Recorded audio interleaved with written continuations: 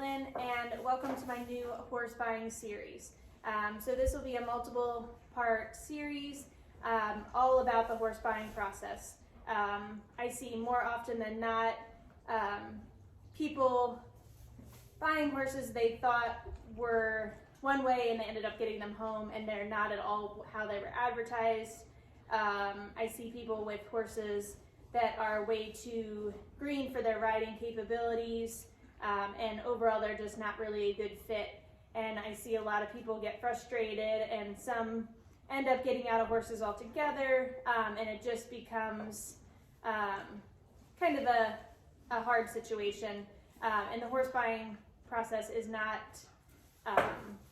fun for most people, and so I just wanted to make a little video to see if I could help people along the process and make it a little bit better.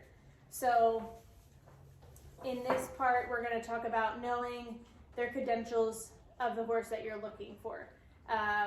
So I think as we're talking about this, I think being super realistic about your goals and your riding level are going to be very important.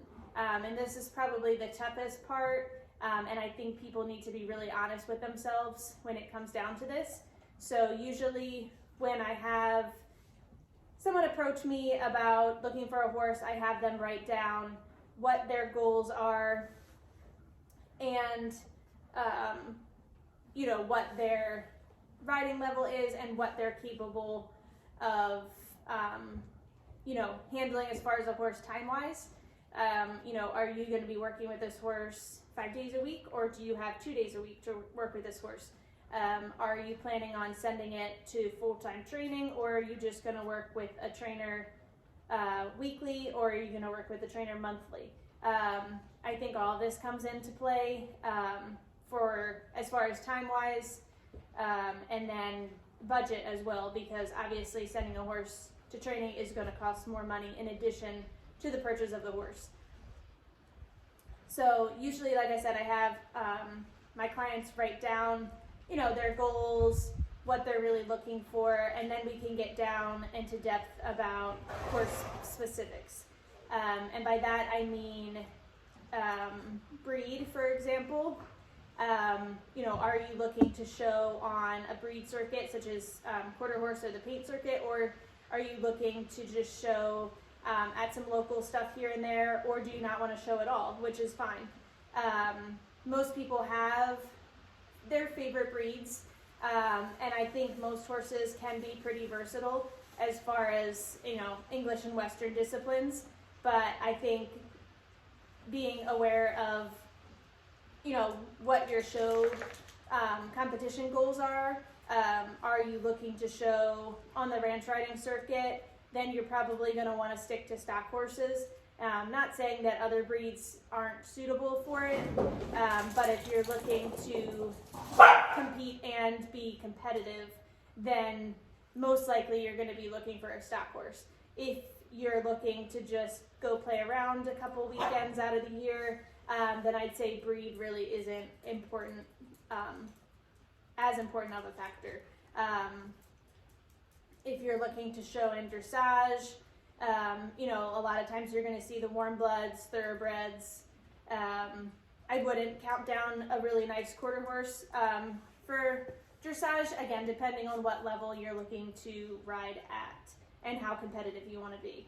And this also gets me into my next thing, which would be papers. Some horses come with papers, some horses don't. Having a horse with papers is a way that you can actually confirm the horse's age. When you're buying a lot of these grade horses, it's just kind of a he said, she said type of deal as far as the horse's age. So I would never trust when a seller says, oh, this horse is 8 years old. I would most definitely get a professional opinion, whether that be from a dentist or a vet. But I would never take the seller's word for it, no matter how nice they seem. So that is the nice thing about papers. Would I turn down a nice grade horse? No. I've bought plenty of grade horses that didn't come with papers. Some I've bought directly since they were babies. Others I've bought older. But again, I think being realistic about your goals. Obviously, if you're showing quarter horse, you need a papered quarter horse. Same with paints and Appaloosas. So there's that. And then next we're going to talk about height of a horse. I think I see a lot of people looking for these massive horses, and they really don't need a horse that big. And I think being flexible in that area, unless you are a super tall or bigger rider and you do need a bigger horse, a lot of times a horse that's a bit stockier, maybe not as tall, can still fill out your leg and take up your leg just as well as a big tall horse would. I see a lot of people also who like the gaited horses because it's easier on their backs for long trail rides, which there's nothing wrong with that at all. If you're looking for a trail horse specifically, I know a lot of people like the gaited horses because they're smoother, but that's not a necessity when you're looking for a trail horse. Pretty much any breed can be suitable for dogs as long as they're trained enough. So I think being open-minded about the height of a horse is important. Like, don't check a horse off because he's 2 inches shorter than what you wanted. Maybe go try them, see what you look like on them, and if you're proportionate on them or not. Next factor, age is a big one. I see a lot of a lot of people buying horses that are way too young for their riding capabilities. A lot of people want to buy a young green horse, do the training themselves, which is fine, but being aware of the amount of money it's going to take to finish that horse and the time it's going to take. You're not going to finish, a 2-year-old, 3-year-old horse in a year. It's going to take 3 or 4 years of a lot of hard work to finish a horse like that. So I think not checking off a horse that's a little bit older that might need some maintenance. If you're a beginner rider, novice rider, finding a horse in their late teens isn't a bad idea, as long as you get a professional opinion as far as a vet, and see if they're going to last a couple years for you or not. And maybe they just need some maintenance here and there for their joints. They could go well into their 20s sometimes and be really nice horses. And you have something that's super well trained, it can probably sit around for weeks at a time. You pull it out of the field and it's the same horse that you left weeks ago. Whereas a young horse, you're not going to be able to do that same thing. I think if you're only able to ride once or twice a week, you're going to want to look for a horse that's a little bit older.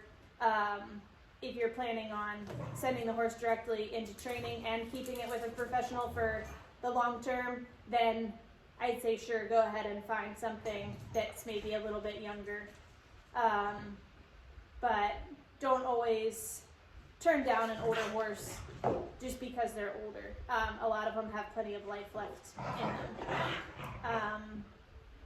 And another big one is the color of the horse.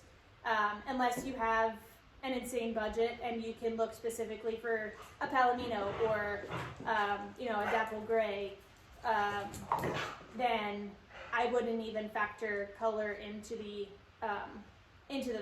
problem. You can find a lot of very nice looking, conformationally well built horses that are plain colors, chestnuts, bays, browns.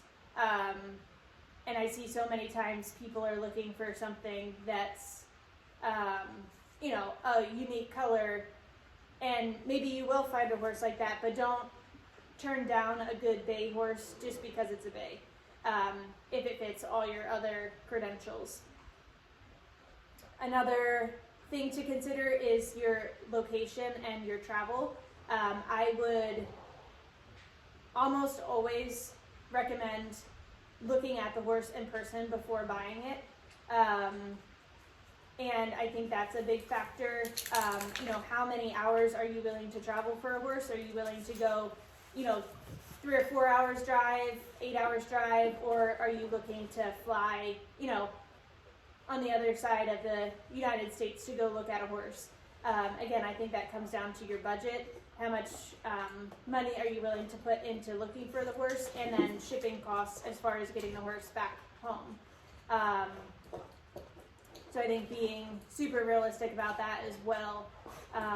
If you can find a handful of horses, if you're located in here in Maryland and you find a handful of horses in Texas and it's worthwhile for you to go down there and look at all 5 of them at the same time, then that's great. And then you can expand your search a little bit. But if that's not an option and you have to keep it within driving distance, then that's going to limit, your search for a horse as well. And again, money and time come into that as well, which leads me to my last thing to think about is your budget. The market right now is pretty high. And, girl, stop. No. Hi, Charlie. Come on, get down. So I think being aware of how much money you're willing to spend on a horse, and what that horse is worth to you. If you are lucky enough to have a pretty open budget, then don't just buy the horse because so-and-so says it's worth that much money. Be realistic about the horse's training level, what it's been doing. I see a lot of times that there are prices on horses that, in my opinion, probably aren't worth quite that much, but they'll get it because the market is high. And unfortunately, I think that limits a lot of people. And I tell people all the time, don't turn down, a horse that comes from a rescue, as long as they're within your riding capabilities. But you can find a lot of nice horses at rescues for, that are super affordable and great for beginner riders, sometimes intermediate riders. So again, the budget comes into play in a lot of different places.